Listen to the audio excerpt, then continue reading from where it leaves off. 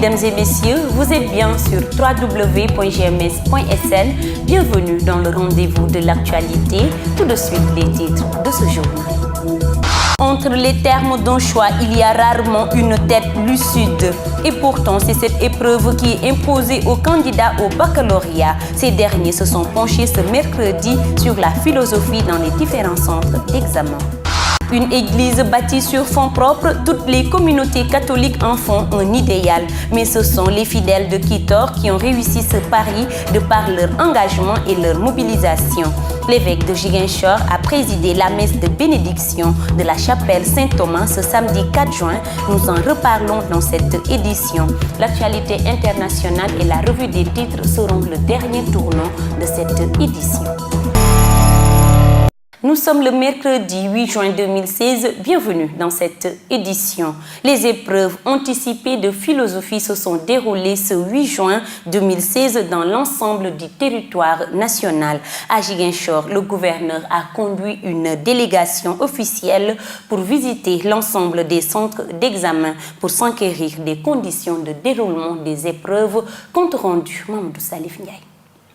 La traditionnelle tournée officielle des autorités administratives pour s'informer du déroulement des épreuves anticipées du baccalauréat s'est effectuée dans la commune de Ziguinchor. La délégation a visité respectivement les centres d'examen du collège Saint-Charles-Wanga, du lycée Périssac et du lycée Djignabo, le plus grand centre qui polarise 1383 candidats.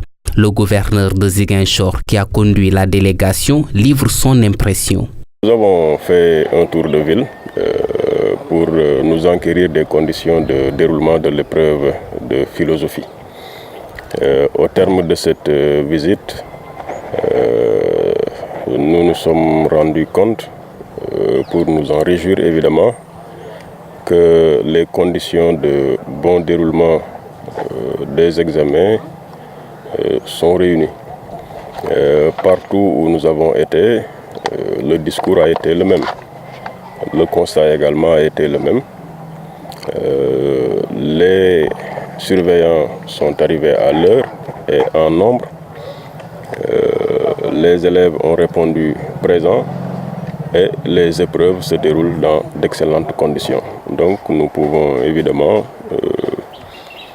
dire que dans la région de Ziguinchor, en tout cas pour ce qui concerne la commune de Ziguinchor, et on fera le point pour les autres départements, évidemment les épreuves se déroulent normalement.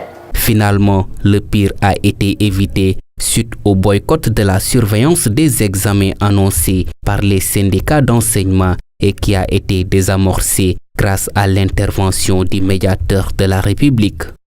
L'événement phare de ce 8 juin reste les anticipés de philosophie. Les épreuves anticipées édition 2016 ont démarré ce mercredi. Les candidats ont eu le choix entre les sujets de dissertation et un commentaire de texte. Les impressions des candidats avec Mathilde Ramabaldé.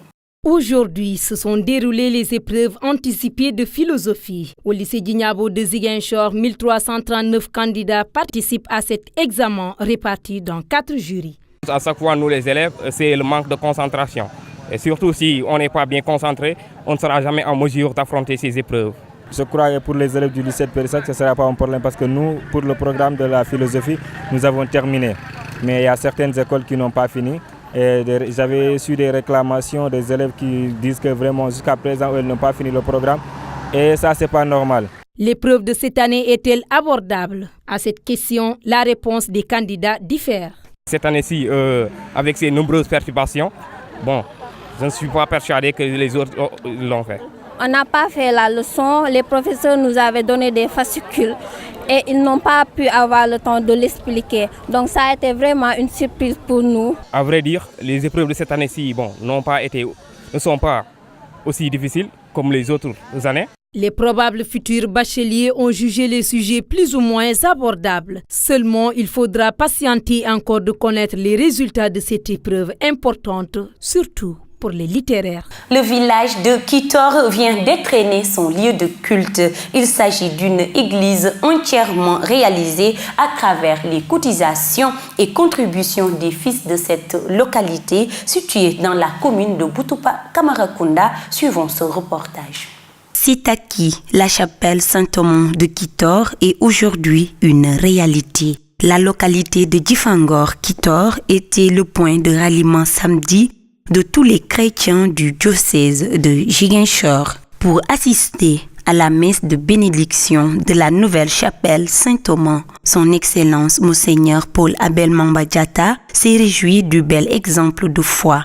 Je me suis réjoui de l'initiative de cette communauté qui très vite à la suite de l'effondrement des années 70 de leur chapelle se sont organisés pour bâtir cette église sur fonds propres. La communauté qui est ici en lien avec la communauté qui est ailleurs à Dakar ou d'autres villes. Et je pense que ça dénote une maturité de leur foi. Parce que l'église est le signe, l'église bâtiment est le signe d'une communauté chrétienne vivante.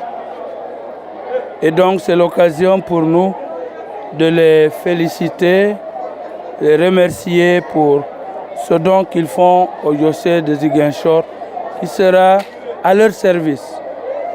Ce sera pour eux un lieu de culte pour les prières de la communauté de base, mais aussi la catéchèse, la formation chrétienne. Tout cela, ce sera à leur bénéfice. L'église bâtiment est le signe d'une communauté chrétienne vivante et la construction d'un tel bijou par fonds propres est pour les chrétiens de Kitor un témoignage et un bel exemple de foi pour toutes les autres communautés de faire dans la mobilisation et l'engagement et de ne rien attendre des autres, que ce soit de la part du diocèse ou des bienfaiteurs étrangers. L'actualité internationale commence maintenant.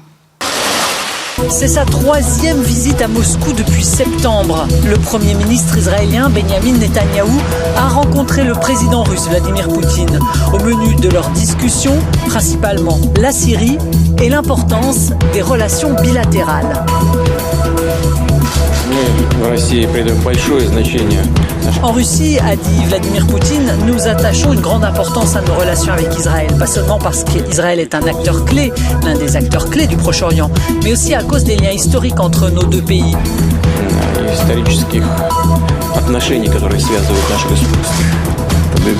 Nous avons toujours beaucoup de sujets abordés très importants pour nos pays. Les technologies, la coopération agricole, le commerce, les problèmes régionaux. Nous partageons beaucoup de défis communs. Des questions également sociales ont été résolues, comme par exemple la signature d'un accord sur les retraites pour les émigrés russes en Israël. Les deux pays fêtent cette année un quart de siècle de reprise de leurs relations diplomatiques. À J-3 du coup d'envoi de l'Euro de football, les champions du monde allemands ont tristement investi leur camp de base à Évian dans les Alpes françaises. Coup dur dès le premier entraînement, la blessure au genou du défenseur Antonio Rüdiger. Il sera forfait pour toute la durée de la compétition. Adversaire de la Mannschaft dans le groupe C, la sélection polonaise s'est posée sur le tarmac parisien avec l'ambition affirmée de se hisser en 8e de finale. Emmenée par l'attaquant du Bayern de Munich Robert Lewandowski, elle débutera face à l'Irlande du Nord ce dimanche. Les Diables Rouges ont décollé de Belgique, direction l'Aquitaine. Les hommes de Marc Wilmots utiliseront les structures des Girondins de Bordeaux. Ce mercredi, 20 000 spectateurs sont attendus à l'entraînement au stade Chaban-Delmas. À Paris comme ailleurs, tout semble prêt pour accueillir les millions de fans attendus lors d'un Euro long d'exactement un mois, à compter du match d'ouverture ce vendredi entre la France et la Roumanie. Le coup d'envoi sera donné au Stade de France à 21h. Stephen Keshi, ancien international et entraîneur du Nigeria, est mort dans la nuit de mardi à mercredi à Benin City, dans le sud du Nigeria, à l'âge de 54 ans, de suite de crise cardiaque. Surnommé le Big Boss, Stephen Keshi avait mené à la victoire le Super Eagles du Nigeria à la CAN 2013 en Afrique du Sud. Il avait aussi qualifié la sélection pour la phase finale de la Coupe du Monde 2014 au Brésil. Il avait aussi dirigé les sélections nationales du Togo et du Mali. Comme joueur, Stephen Keshi avait évolué en Belgique et en France notamment. La revue des titres porte la signature de Binta Diatta. Bonjour à tous et merci de nous rester fidèles pour la revue des titres de ce mercredi 8 juin 2016. Sud Quotidien titre à sa une, éventualité d'une coalition gouvernementale entre l'APR et PDS. Grâce présidentielle pour Karim Wade, survie de Benno Bokk Yakaar. Macky entre les trois feux. Libre propos par Abdoulaye Thiam, l'Afrique encore à la traîne. À la une du Populaire, affaire de la mort du jeune talibé aux Parcelles Assainies. La famille du marabout rejette la thèse du meurtre. Selon les proches de Serigne Omar Kane, Moussa Cissé, 13 ans, était sujet des crises d'épilepsie.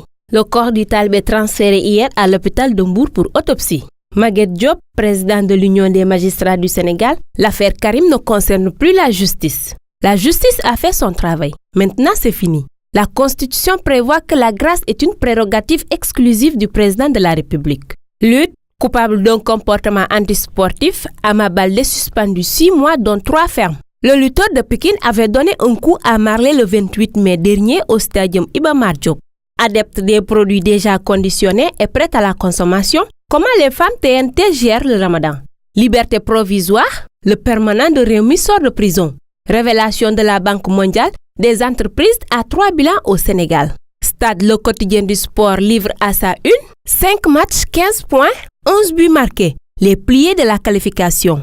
Gaston Mbengue, président Ndiambour, nous perdons de façon inexplicable. Copa América, deuxième journée, Haïti défie le Brésil cette nuit. Basket, sélection nationale masculine, la touche Porfirio Fisac. Nous terminons avec la une de Sunulamb. Le Pikinois met la pression sur le Lion de Guédiawaye. Balla Gaye 2, Boy Niang 2, un combat logique. Maxime Bergane, c'est un combat logique. Ngagne Diagne, que Boy Niang ne perde pas son temps. Niokhobaye, la logique, c'est Boy Niang Zoss. Mamadou Jean, ex-coach de Taïchinga, a les qualités pour détrôner B52. Incident du 28 mai à Iba Mar, Ama et Marley suspendus 3 mois. Grider n'écarte pas Djin Thiaroye. Prêt contre regret, si. C'est tout pour la revue des titres parvenue à la rédaction du groupe Média du Sud. Merci de nous avoir suivis, chers internautes. Quant à moi, je vous donne rendez-vous demain. Au revoir. Merci Binta Diatta. Chers internautes, cette édition est à présent terminée. Merci de l'avoir suivi. Rendez-vous est pris demain sur www.gms.sn pour la suite de l'actualité. La vie est un combat et chaque jour est une bataille.